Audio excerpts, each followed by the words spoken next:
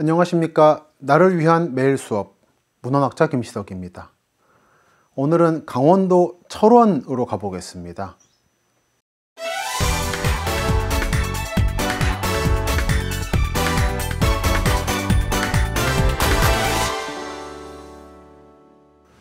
이 철원 지역을 주목하는 이유는 예전에는 강원도의 3대 도시 중에 하나였습니다. 그랬던 도시가 6.25 전쟁을 통해서, 특히 철의 삼각지대 전투를 통해서 문자 그대로 쑥대밭이 돼버렸습니다. 한때 인구 2만 명 이상이 살던 철원 중심지는 현재 가보시면 정말 건물이 있었다는 흔적 하나 찾을 수 없을 정도로 자연으로 돌아갔습니다. 지뢰밭이었죠.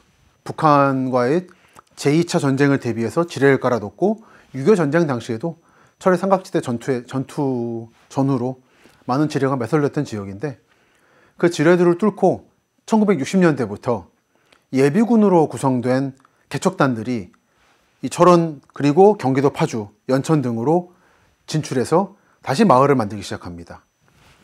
그런 마을들을 개척촌이라고도 하고, 예비군들을 보내서 개척했다 그래서 향군촌이라고도 하고, 또는 민통선 북쪽에 있는 마을이라고 해서 민북마을이라고도 합니다. 이런 마을들에 대해서 오늘은 말씀을 드리려고 합니다. 철원은 크게 두 지역으로 나눠 있다 생각하시면 될 것 같습니다. 예전 철원 지역하고 예전의 김화 지역입니다.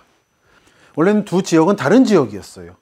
그랬다가 6.25 전쟁 이후에 김화의 대부분 지역이 북한으로 넘어가면서 남은 김화 지역은 철원에 흡수되어 버렸습니다. 철원도 일부분을 북한 측에 빼앗기긴 했지만 상당 부분은 남한 측에 남았죠.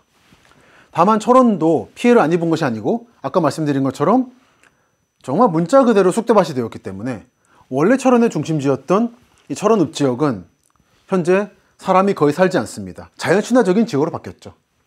그리고 현재 가보시면 많은 농업이 이루어지는 것을 보실 텐데, 이것은 6.25 전쟁 전부터 있었던 농업이 아니라 60년대 이후에 새로 개척된 농업 형태인 겁니다.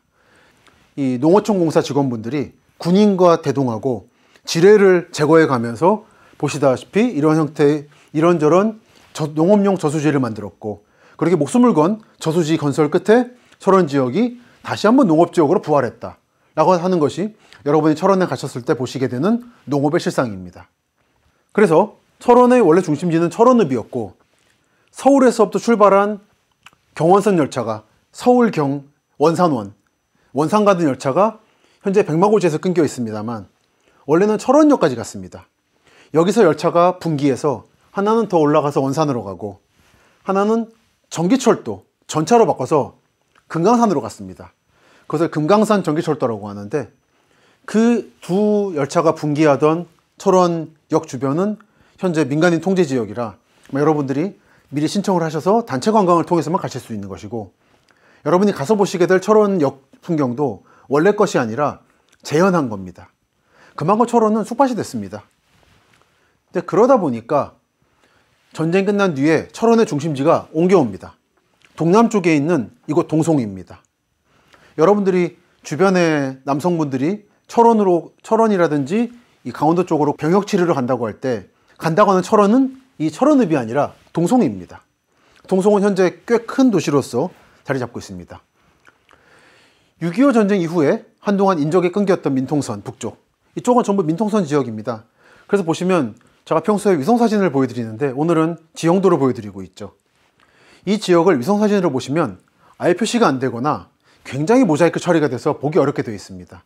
그래서 어쩔 수 없이 시각적으로 이해하시기 쉽도록 이 지도를 선택했습니다만, 정말은 여러분이 위성사진을 클릭하셔가지고 그 접경지역이라는 것의 실체를 눈으로 보실 필요가 있습니다. 그러면 접경지역 투자라든지 접경지역 안에서 산다는 것이 어떤 것인지를 조금이라도 체감하실 수 있게 되는 거죠. 그래서 이들 민통선 북쪽 지역, 민북지역이죠. 민북지역은 1960년대부터 주로 예비군으로 구성된 개척단들이 그 정부의 주도하에 들어가서 마을들을 만들기 시작합니다. 이 대마리와 마현리가 유명합니다. 이런 민북마을들은 대부분 1978년 또는 그 이전과 이후의 농촌 출약구조 개선 사업이 이루어졌습니다. 있던 마을을 갈아엎을 필요가 없이 사람들을 처음부터 보낸 보내서 새로 만든 마을들이기 때문에 처음부터 계획적인 도시랄까요? 계획적인 공간을 만들어서 사람들을 보낸 거죠. 그러다 보니까 비교적 살기가 좋습니다. 그리고 아무래도 북한에 대한 선전마을이라는 성격이 있어서 마을을 만들 때 신경을 많이 썼죠. 그래서 블록도 단정하고 농수로 같은 것도 잘 정비됐고, 그리고 집도 아름답달까요? 잘 지은, 아담하게 지은 새마을주택들이고. 그래서 기본적으로 여러분이 들어가시면 살기가 좋으실 겁니다. 집을 짓는 건 쉽지 않으실 거예요. 다만 원래 있던 집들을 구입하시거나 임대하셔서 들어가셔서 사시기에 무리는 없을 겁니다. 그리고 무엇보다 이 지역들은 이 접경지역 남쪽에 일반 지역과는 달리 개발 압력이 없죠. 아파트를 지을 거니까 농촌을 주민들을 이주하시고 여기 택지 개발하겠습니다. 이런 지역이, 이런 압력이 전혀 없는 곳입니다. 그렇기 때문에 저같이 너무 끊임없는 개발로 인해서 자기 살던 집을 쫓겨나는 것이 싫은 사람, 저 같은 사람한테는 참 어떤 의미에서는 극단적인 차원이지만 이상적인 곳이다 라고 말씀드릴 수 있겠습니다. 다만 좋은 게 있을 때 나쁜 것도 있죠. 이 민북마을 경우는 아주 큰 법적인 문제가 하나 존재하고 있습니다. 이쪽이 원래 사람이 안 살던 곳이 아니라 예전에는 한반도 남부 지역과 북부 지역을 잇는 중간 지역이다 보니까 많은 사람이 살고 있었어요. 특히 철원은 강원도 제3도시라고 말씀드렸듯이 수만 명이 살고 있었습니다. 그러니까 당연히 소유주가 존재할 거 아니겠습니까? 저희 아버지 쪽 집안도 그런데 북한에서 월남할 때 다 땅 문서 들고 왔거든요. 언젠가 통일되면 그 땅 문서 가지고 다시 땅 찾을 거라고. 여기는 그런 정도는 아니고 남한 땅이긴 하지만 한동안 정부 차원에서 그 원래 토지 소유주들이 이 지역에 대해서 토지 소유권을 행사하는 것을 여러 의미로 억압을 해왔기 때문에 이런 토지 소유권 문제가 표면화되지 않았었습니다. 근데 그러면서 정부는 동시에 다른 지역들, 예비군이라든지 또는 1959년 4.25 태풍, 경상도 지역이 이 4.25 태풍으로 큰 피해를 입었는데요. 그런 이재민들을 이주시킨다든지 하는 방식으로 이쪽을 개척을 하게 했습니다. 개척을 하면서 그 당시에는 이 지역의 원소유주 간의 소유권 분쟁이 일어나리라는 예상을 못했던 것 같아요. 땅을 경작을 하는 사람이 땅을 소유하지 않은 경우가 있는 겁니다. 집을 이곳에 지은 사람들이 그 토지까지 가지고 있지 않은 경우가 있는 거예요. 근데 이렇게 문제가 잠복되어 있다가 최근 1, 20년 사이에 여러 곳에서 터졌습니다. 이곳에 들어와서 개척해서 살고 있던 분들한테 어느 날부턴가 원소유주들의 전화가 오기 시작한다는 거예요. 왜 남의 땅에서 집 짓고 살고 있냐고. 왜 남의 땅에서 농사 짓고 살고 있냐고. 이런 부분에서 정부 측이 다소 불분명한 태도를 취했다 보니까 이 지역 분들은 상당히 본인으로서는 억울한 거죠. 몇십 년간 국가가 개척해도 된다고 해서 살아왔고, 개척하면서 그냥 산 것도 아니고 지뢰를 다 제거해가면서 살은 거죠. 근데 그렇게 애써서 갖고 났더니 이제 와서 원소유주가 땅 내놓으라고 하면 이분들대로 억울한 점이 있는 거죠. 물론 토지 소유주분들도 그분들 나름대로 억울한 점이 있는 겁니다. 몇십 년간 자기 재산인데 재산권을 빼앗긴 것이니까요. 그런 상황이 있는 곳이기 때문에 이미 많은 피해 사례도 있습니다. 이른바 부동산 사기라고 하는. 그래서 이런 지역이 저는 기본적으로 단독주택으로서 잘 지어졌고 개발 압력이 없기 때문에, 그리고 풍경도 좋습니다. 주변에 공장 같은 게 있을 리가 없지 않습니까?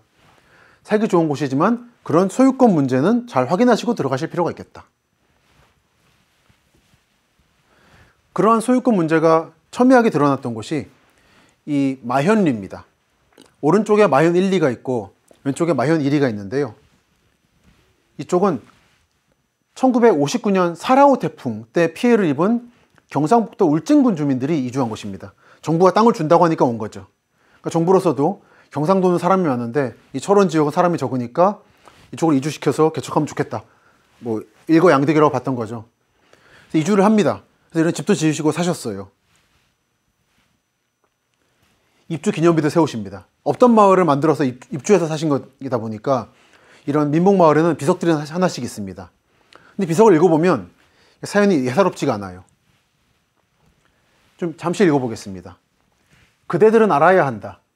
조국 강산의 가장 중심된 이 농토가, 철원은 한반도 중심이니까, 누구의 피땀으로 가꾸어졌는가를, 60년에 이 땅에 입주하여 고달픈 천막 생활과 허기진 배를 줄이며 피땀으로 얼룩진 갱이와 호미로 6.25 동란 이후 버려진 황무지를 옥토로 가꾼 개척 정신에 빛나는 업적을.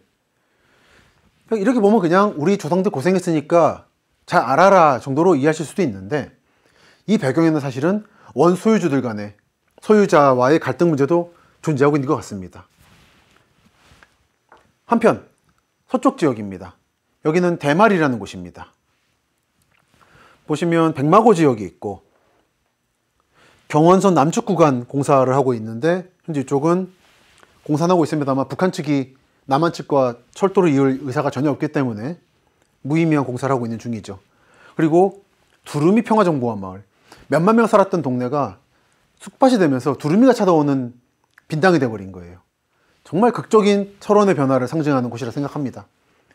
요즘 지방 소멸, 농촌인구 감소 말씀들을 많이 하시지만, 이 강원도, 경기도 지역은 이미 1945년부터 그런 일을 겪어왔습니다.